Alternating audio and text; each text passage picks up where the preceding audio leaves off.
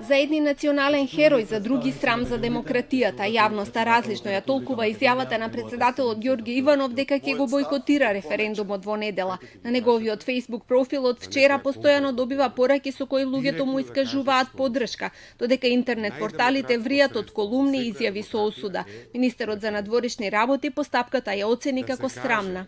За ова прашање, заради кое што изгубивме многу генерации, 27 години нерешен спор, да се каже после најава во кампања ќе има референдум, кога и да има заемно прифатливо решение со Грција на маса, ќе ги прашаме граѓаните, ќе има референдум, да се каже дека не се гласа е срамно бегство од одговорност и тоа не се кажува од Македонија, туку се кажува преку океанот.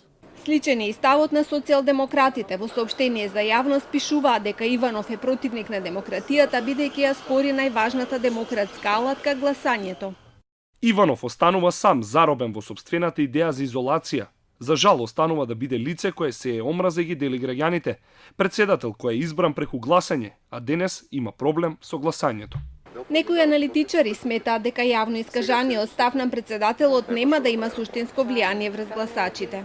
Генерално, граѓаните се имаат став околу тоа дали ќе гласаат на референдумот, како ќе гласаат и дали нема да гласаат, односно ќе бойкотираат, и сметам дека кампањата без разлика од која страна доаѓа нема да има многу големо влијание.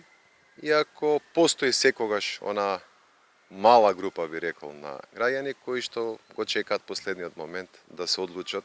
Божиновски сепак смета дека и председателот, како и секој друг функционер, има право на свој став. Потенцира дека кај нас гласањето не е задолжително како во некои земји, така што секој став е во рамки на законите и правилата. Секој има право да го каже својот став, без разлика дали се тоа избори или е референдум, така да секој има право и да излезе и да не излезе, секој има право да гласа за или да гласа против, во зависност од тоа како смета дека ќе биде подобро на Македонија по референдумот во недела. Председателот Иванов при посетата на диаспората во Детройт порача дека еднаш гласал на референдумот во 1991 година и дека нема намера повторно да гласа.